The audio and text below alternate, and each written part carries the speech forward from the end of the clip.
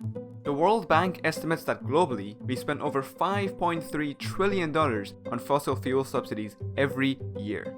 That's a lot of money that could otherwise be spent on mitigating climate change and improving society. Cutting them sounds like one of the most obvious actions in our fight towards sustainability. The current artificially low prices of fossil fuels give them an unfair competitive edge and lead to overconsumption and huge budget deficits.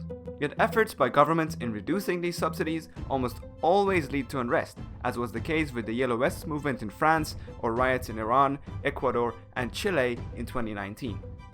Because eliminating fuel subsidies reduces consumption and as a result hinders economic growth, few governments want to take chances. But we have no choice than to eventually cut them out if we are to avoid catastrophic climate change. So, can we realistically cut fossil fuel subsidies? In this video, we look at why we subsidize fossil fuels, why it's a good idea to cut them, how we can phase them out over the coming years and manage to avoid chaos, and what we should do with the money gained to push the global economy away from fossil fuels. Chapter 1. We are a society subsidized by fossil fuels. Governments directly subsidize fossil fuels for several reasons. Mainly to regulate fuel prices. If market prices are too high for consumers, the government agrees to pay the difference to the seller so that the consumer, be it factories, truck drivers, airlines, or regular people, can buy cheaper energy, burn more, and as a result keep the economy growing. If prices are too low for the sellers to remain profitable, like it's been happening in 2020 due to lower demand caused by the pandemic, then governments sprinkle in some subsidies to stop the fossil fuel companies from going belly up. Governments want to ensure a reliable supply of fossil fuels for obvious reasons, so this all makes sense.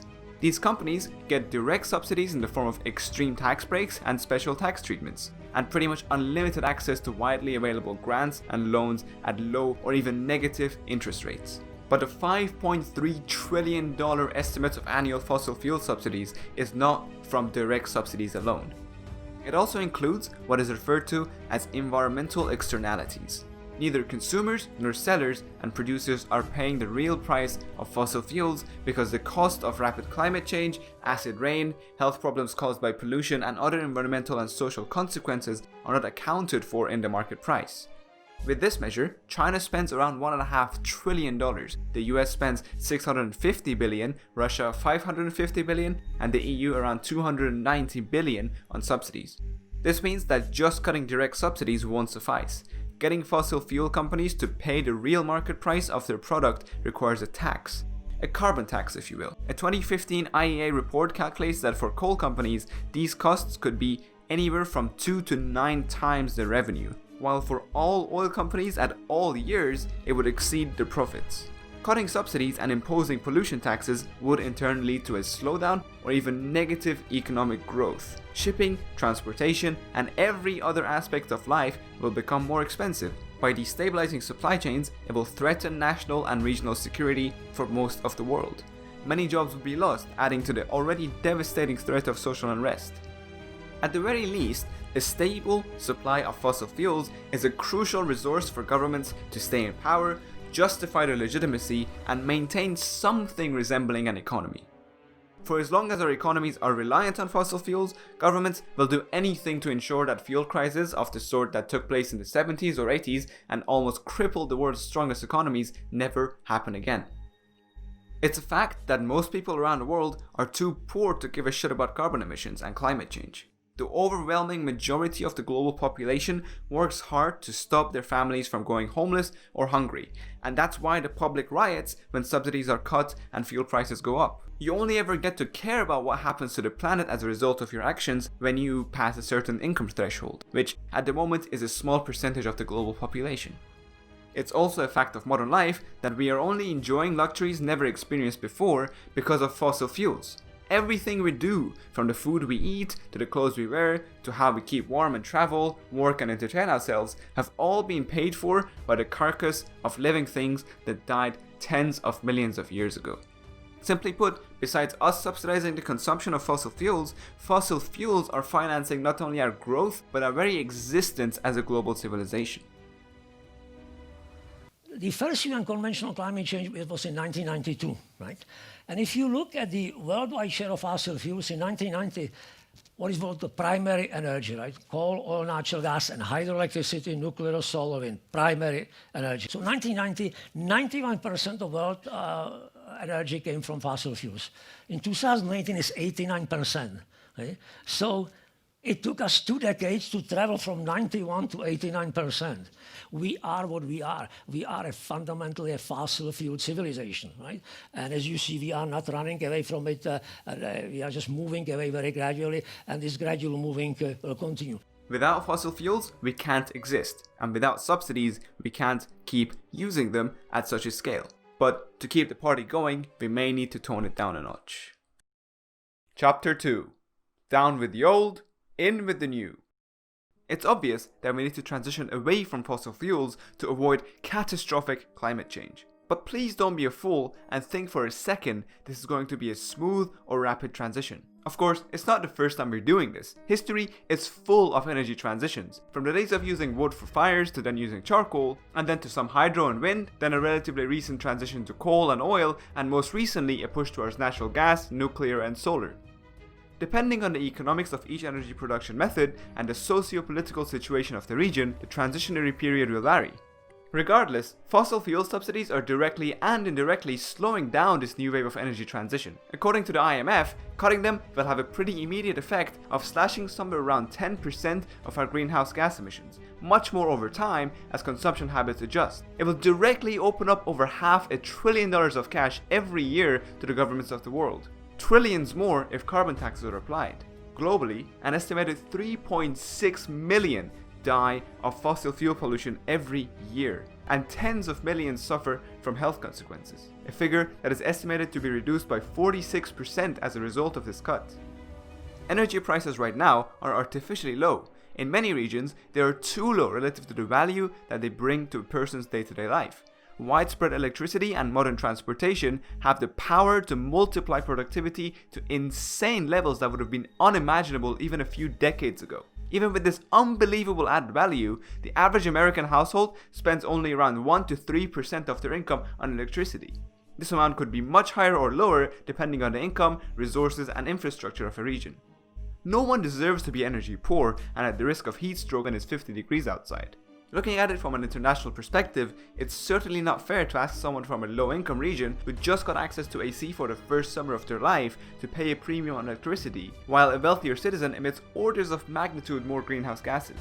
But maybe energy should be more expensive in high-income regions to regulate consumption patterns, which would have a significant direct and indirect effect on greenhouse gas emissions. More expensive energy prices in richer regions would create a much larger incentive for implementing cleaner energy production methods that currently come with a premium, since people in those regions already have that premium factor in to the overall energy price, and they can afford to pay it. This implementation would inevitably lower the cost of those cleaner energy production methods, allowing lower income countries to partake in this transition too.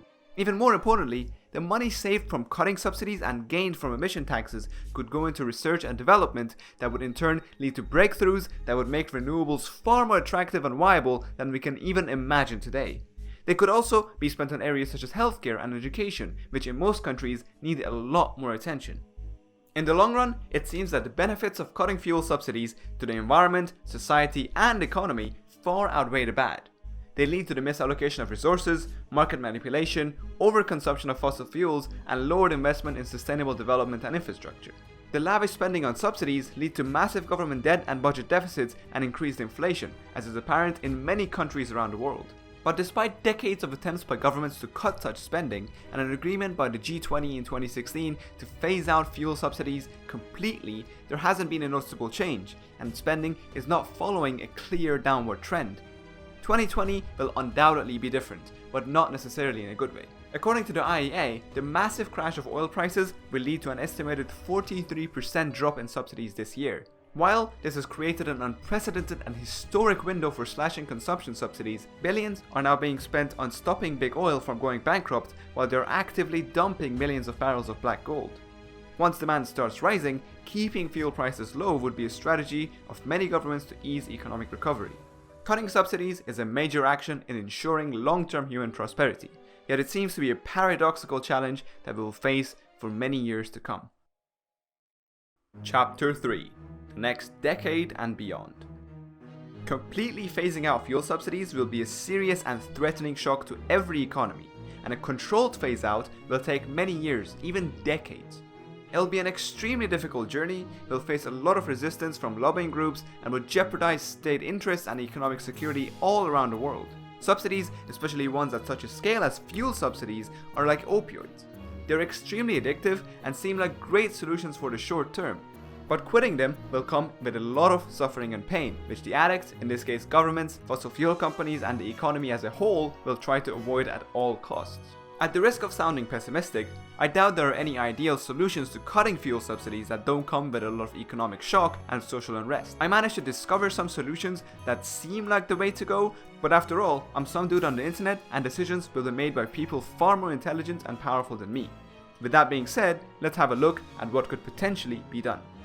The world is now in a deep recession, one that will potentially define the economics and geopolitics of decades to come. In an attempt to recover, governments will want to stimulate industry and encourage spending as much as possible, and will likely increase fuel subsidies and loosen environmental regulations.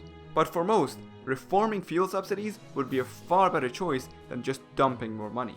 This pandemic could cut both ways. The lowest oil prices in decades have created a truly unprecedented opportunity to start nailing the coffin of fossil fuel subsidies. The need for extra fossil fuel consumption as a means of economic recovery will slow us down. While a surge in subsidies should be expected in 2021 and the next few years, there is still some room for lasting change. In coming out of a recession, wealth redistribution should and will be a strategy that most governments would implement. Why not have smarter subsidies as one method for wealth redistribution? Subsidies are currently extremely inefficient, non-targeted, and poorly distributed. According to the IMF, only 7% of fuel subsidies go to the bottom 20%, while half end up in the pockets of the upper 20%. This of course shouldn't be surprising, since with a smaller income, you have fewer electronics, occupy a smaller residence, and use less personal vehicles, rarely travel, and enjoy fewer luxuries overall. But should how much a household pays per unit of energy reflect their income?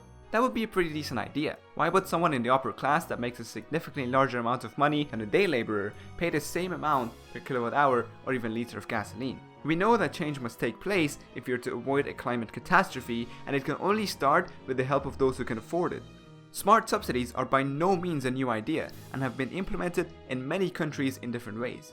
The difference wouldn't even be that much, a few percent at best, a barely noticeable change on utility bills, which would make a noticeable difference in the grand scheme of the economy. Of course, fingers crossed that regulation would allow for such change to take place. Higher income people are less likely to start riots and protest over meager increases in fuel prices or electricity bills. They also burn far more than lower income people and are less likely to be directly dependent on prices, unlike say tuk-tuk or taxi drivers. The logistics of implementing an income-based system for utility prices would be complicated and very region-specific. In some parts of the world, there are clear data on the income per capita of each neighborhood or even street. But this way of having a location-based system will just lead to more inequality, basically telling lower-income people you don't deserve to live here. Directly determining the energy price of an individual based on income and consumption may be a far better solution, but extremely challenging nonetheless. It could be easily implemented in a place like China, but far more complex and challenging in an open country. A lot of utility companies already offer breakdown graphs of what each user spends their electricity on. Widespread use of this technology would allow a distinction to be made between electricity consumed for survival needs, like fridges or lighting, versus high consumption entertainment devices. Prices could be adjusted accordingly. Tax cuts.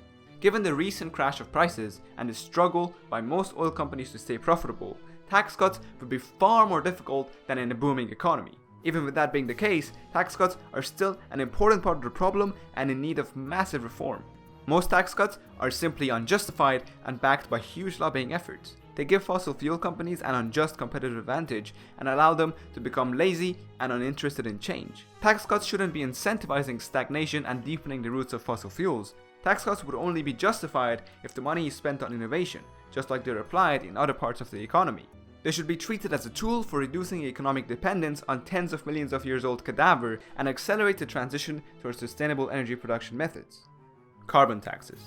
Although it seems highly unlikely, while we are in one of the worst recessions in recent memory, At some point in the near future, we must dare to finally impose a tax on emissions, which would bring in trillions of dollars of tax revenue, render fossil fuels far less competitive, and make corporations and the public far more conscious about their consumption habits.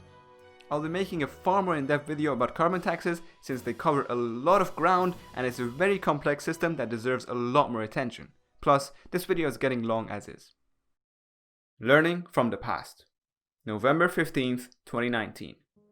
At midnight, the Iranian state-controlled media announced a significant increase in gasoline prices, effective immediately.